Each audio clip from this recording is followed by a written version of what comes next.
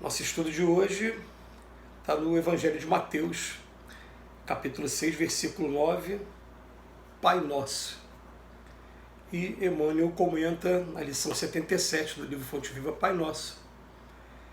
A grandeza da prece dominical nunca será devidamente compreendida por nós que lhe recebemos as lições divinas. Cada palavra dentro dela tem a fulguração de sublime luz. De início, o Mestre Divino lança-lhe os fundamentos em Deus, ensinando que o supremo doador da vida deve constituir para nós todos o princípio e a finalidade de nossas tarefas. É necessário começar e continuar em Deus, associando nossos impulsos ao plano divino, a fim de que nosso trabalho não se perca no movimento ruinoso ou inútil. O Espírito Universal do Pai há de presidir-nos o mais humilde esforço na ação de pensar em falar, ensinar e fazer. Em seguida, com um simples pronome possessivo, o Mestre exalta a comunidade. Depois de Deus, a humanidade será o tema fundamental de nossas vidas. Compreenderemos as necessidades e as aflições, os males e as lutas de todos os que nos cercam, ou estaremos segregados no egoísmo primitivista. Todos os triunfos e fracassos que iluminam e obscurecem a Terra pertencem-nos de algum modo.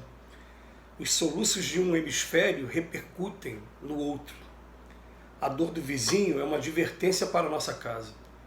O erro de um irmão examinado nos fundamentos é igualmente nosso porque somos componentes imperfeitos de uma sociedade menos perfeita, gerando causas perigosas e por isso tragédias e falhas dos outros afetam-nos por dentro.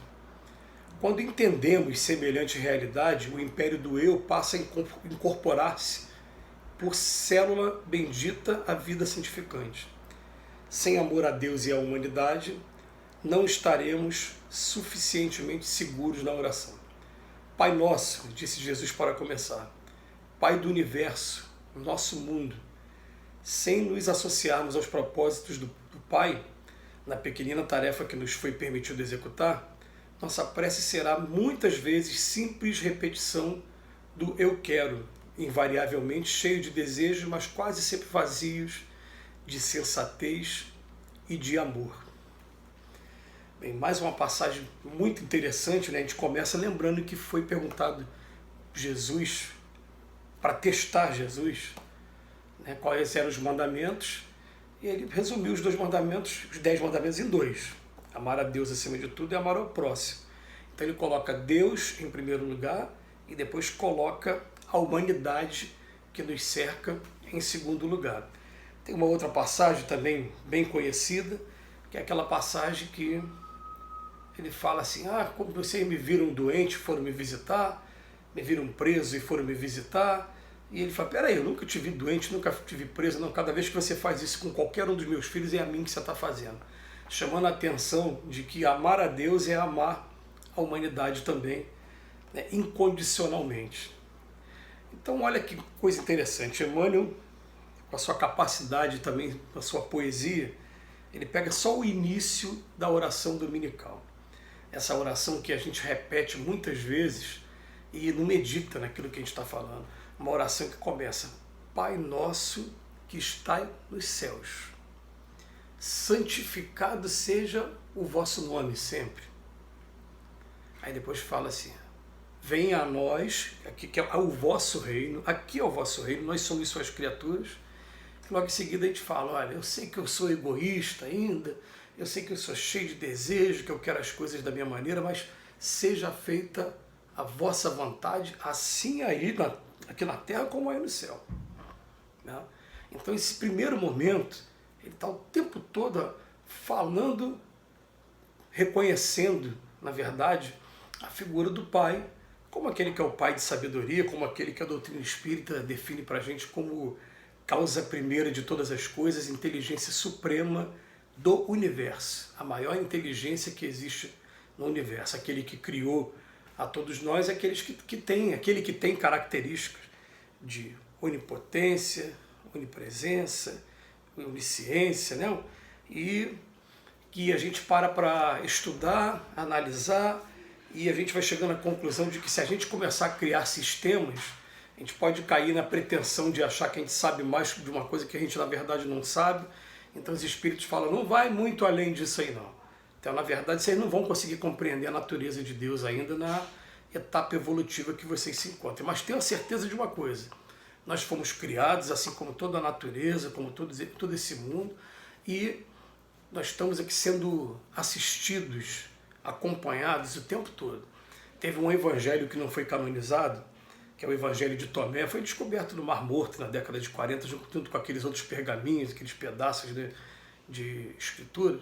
E no Evangelho de Tomé tem um momento que ele fala assim, né? Jesus fala assim: eu espalhei o fogo sobre a terra e o vigio até que arda. Isso aí, se fosse ter uma interpretação literal, seria desastrosa, né? Mas o que ele quis dizer, o fogo que ele espalhou sobre a terra, são os espíritos. No livro dos Espíritos tem uma hora que Kardec pergunta assim, né? Os espíritos se parecem com o quê? Eles têm uma aparência? Tem. É como se fosse uma chama, um clarão, uma centelha etérea. Então nós, enquanto espíritos, nós fomos espalhados por aqui, ele fica vigiando até que a gente arda, até que a gente realmente, né, consiga transcender todo esse aprendizado. Mas é o Pai que está no controle o tempo todo, e a gente que foge dele, mas tem a festa do filho pródigo quando a gente resolve tomar o caminho de volta, quando a gente resolve escutar mais as palavras do Evangelho e seguir o caminho. Então Emmanuel, no primeiro momento, ele vai falar: de início o Mestre Divino lança-lhe os fundamentos em Deus. Jesus começa para a gente assim: ó, vocês não sabem fazer oração ainda não, né? Vou deixar uma oração pronta para vocês. Aliás, se a gente parar para pensar bem, não foi só isso não, né? Na verdade, ele virou para a gente e falou assim: já que vocês ainda têm o costume de fazer sacrifícios, de fazer oferendas, vou fazer o seguinte, ó, quando for pensar em mim, eu vou deixar uma simbologia material, então. Né? Ele falou do vinho como se fosse o sangue e do pão como se fosse o corpo dele, para fazer uma homenagem. Vamos botar assim, ó, implicitamente, ele quis dizer para a gente assim: ó, não vamos fazer mais sacrifício nem de ser humano, nem de animais, nada disso não. Quando for lembrar em mim, quer fazer uma simbologia, estejam em confraternização e use esses dois elementos, o pão e o vinho, que era na região que eles estavam, né, dois alimentos que eram muito consumidos, e tinha a exigência de estar em todas as mesas. E logo depois traz a oração do Pai Nosso, que é uma oração que é muito profunda e muito bonita, se a gente parar para analisar cada uma de suas frases. Eu fui até aquela parte, o pão nosso de cada dia, o pão, não só o pão material, como o pão espiritual nos dai hoje. Depois uma sentença lindíssima que ele fala: ó, perdoa as nossas ofensas, mas só se a gente perdoar também. Que quem não perdoa não merece o perdão. É isso que ele está querendo dizer. Perdoar as nossas ofensas assim como nós perdoarmos a quem. Se eu não perdoei, eu não mereço não. Fala também no final: ó, não nos deixe cair em tentação. Eu não falo em momento nenhum: afasta de mim a tentação, não. A tentação tem que vir. E ela vindo, eu vou cair tantas vezes até eu me tornar forte, daqui a pouco eu seguir em frente e não cair nunca mais. Então, não nos deixe cair em tentação, já está mostrando: ó, eu já conheço, já sei onde está a tentação, e a partir de agora ela não vai dizer mais nada para mim, porque eu consegui vencer a mim mesmo, mas livrar-me de todo mal. Então, Emmanuel dedica uma parte aqui a dizer para a gente o seguinte: ó, os soluços de um hemisfério repercutem no outro. A dor do vizinho é uma advertência para a nossa casa. E até mesmo o erro de um irmão nosso acaba sendo igualmente nosso, porque, na verdade, nós somos todos componentes de uma sociedade em que cada um tem seus vícios, as suas virtudes também, mas estamos convivendo uns com os outros e sofrendo as consequências dos nossos vícios uns com os outros.